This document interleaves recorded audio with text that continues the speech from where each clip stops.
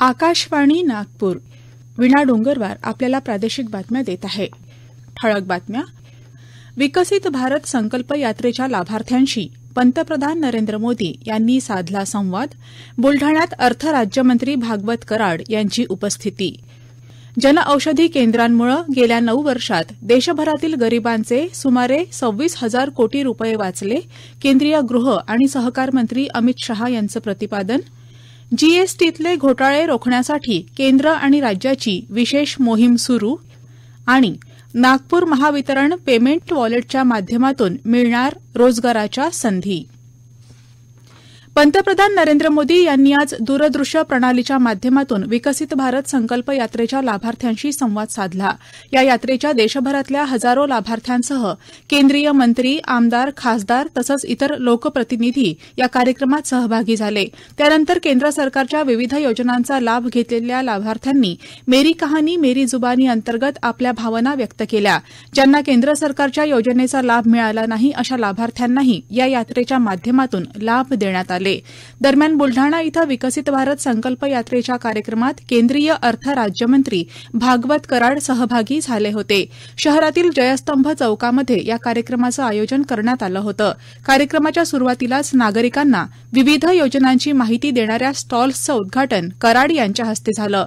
यावेळी मार्गदर्शन करताना ते म्हणाले की केंद्र शासनाच्या विविध योजनांचा लाभ समाजातील वंचित घटकांना देण्यासाठी शहरी आणि ग्रामीण भागात विकसित भारत संकल्प यात्रा काढण्यात आली आहे.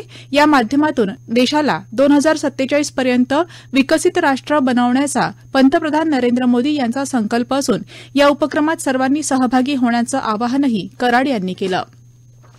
जनऔषधी केंद्रांमुळे गेल्या 9 वर्षात देशभरातील गरिबांचे सुमारे 26,000 कोटी रुपये वाचले आहेत असं प्रतिपादन केंद्रीय गृह आणि सहकार मंत्री अमित शहा यांनी आज केलं. ते नवी दिल्ली इथं प्राथमिक कृषी पतसंस्था PACSच्या राष्ट्रीय मेगा कॉन्क्लेव्हला संबोधित करत होते. प्राथमिक कृषी पतसंस्था ग्रामीण भागात प्रधानमंत्री जनऔषधी केंद्र म्हणून काम पाहतील. त्यासाठी आजवर 4,000हून अधिक प्राथमिक कृषी पतसंस्थांनी ऑनलाईन नोंदणी केली असून त्यापैकी 500 संस्था जनऔषधी केंद्र म्हणून कार्यरत झाल्या आहेत. पूर्वी गरीब नागरिकांना लाभ देण्यासाठी बहुतेक जनऔषधी केंद्र ही शहरी भागात होती, परंतु प्राथमिक कृषी पतसंस्थांमुळे आता शेतकरी आणि ग्रामीण भागातील गरिबांना स्वस्त दरात औषधं मिळू शकतील असं शहा म्हणाले. वंचित बहुजन आघाडीला महाविकास आघाडीमध्ये सहभागी करून घेण्यावर तिन्ही पक्षांमध्ये चर्चा सुरू असल्याचं शिवसेना खासदार संजय राऊत यांनी आज सांगितलं. अकोल्याची जागा प्रकाश आंबेडकरांनीच लढवावी, याशिवाय वंचितचे उमेदवार कुठं उभे करता येतील यावर चर्चा जवळजवळ अंतिम टप्प्यात आली असल्याचं ते म्हणाले. प्रकाश आंबेडकर आणि त्यांच्या सहकाऱ्यांना आघाडीत सहभागी करून घेण्यासाठी याआधीही अनेकदा चर्चा झाली आहे. आंबेडकर यांनी शरद पवार आणि उद्धव ठाकरे यांच्याशीही चर्चा केली असल्याचं राऊत म्हणाले. अयोध्येतील श्रीराम मंदिर प्राणप्रतिष्ठा सोहळ्याचं निमंत्रण मुख्यमंत्री एकनाथ शिंदे यांना मिळालं असून या मंगल सोहळ्यासाठी अयोध्येला जाण्याचं त्यांनी निश्चित केलं आहे. अयोध्येतील श्रीराम मंदिराचा लोकार्पण सोहळा येत्या 22 जानेवारी रोजी पंतप्रधान नरेंद्र मोदी यांच्या हस्ते पार पडणार आहे. या सोहळ्यासाठी देशभरातील विविध क्षेत्रातील अनेक मान्यवर आणि राष्ट्रीय लोकशाही आघाडीतील घटक पक्षाच्या प्रमुख नेत्यांना आमंत्रित करण्यात आलं आहे. या प्रादेशिक बातम्या आपण आकाशवाणीच्या नागपूर केंद्रावरून ऐकत आहात. आमच्या केंद्रावरील सर्व बातम्या ऐकण्यासाठी आणि ताज्या घडामोडी जाणून घेण्यासाठी Marathi news Nagpur all India radio या आमच्या युट्यूब चॅनलला नक्की सबस्क्राईब करा. वस्तू आणि सेवा कर अर्थात जीएसटीतले घोटाळे रोखण्यासाठी केंद्र आणि राज्यानं संयुक्तपणे मागील वर्षी मे महिन्यापासून बनावट नोंदणी विरोधात विशेष मोहीम सुरू केली आहे. या मोहिमेत आतापर्यंत 44,015 कोटी रुपयांचे इनपुट टॅक्स क्रेडिट चुकवल्याचा संशय असलेल्या 29,273 बोगस कंपन्या सापडल्या आहेत. यामुळे एकूण 4,646 कोटी रुपयांची बचत झाली आहे.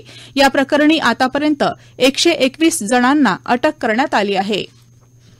महावितरणनं स्वतःचं पेमेंट वॉलेट सुरू केलं असून आवश्यक अटींची पूर्तता करणाऱ्या पतसंस्था तसंच किराणा, मेडिकल आणि जनरल स्टोअर्स चालकांना वॉलेटधारक होता येईल. यातून वीज ग्राहकांना विशेषतः ग्रामीण भागात वीज बिलाचा भरणा करणं सुलभ होण्यासह प्रति बिल पावतीमागं 5 रुपये उत्पन्न मिळत असल्यानं या पेमेंट वॉलेटच्या माध्यमातून रोजगाराच्या संधी उपलब्ध होत आहेत असं महावितरणतर्फे कळवण्यात आलं आहे. पेमेंट वॉलेट योजनेत सहभागी होण्यास इच्छुक असलेल्या व्यक्तींनी आपल्या अर्ज आणि संबंधित कागदपत्रांसह पासपोर्ट आकाराचं छायाचित्र, रद्द केलेला धनादेश आदी कागदपत्र महावितरणच्या संबंधित कार्यालयात सादर करायची आहेत.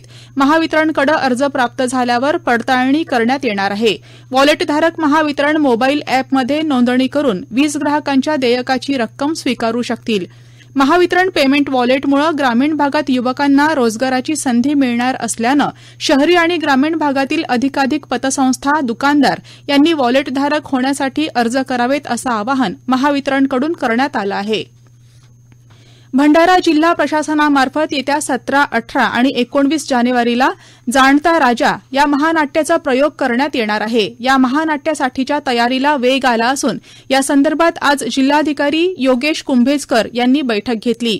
बाबासाहेब पुरंदरे लिखित आणि दिग्दर्शित हा नाट्यप्रयोग रेल्वे मैदानावर होणार आहे. राज्याचा सांस्कृतिक विभाग, जिल्हा आणि नगरपालिका प्रशासनामार्फत या महानाट्याचं आयोजन करण्यात आलं आहे. यासाठी प्रवेशिका असेल, मात्र प्रवेश मोफत ठेवण्यात आला आहे. दररोज सायंकाळी 5 नंतर या प्रयोगाला सुरुवात होईल. 350व्या शिवराज्याभिषेक वर्षानिमित्त राज्यभर होणाऱ्या या महानाट्याची सुरुवात नागपुरातून होणार आहे. या उपक्रमातील दुसरा प्रयोग भंडारा इथं होत आहे.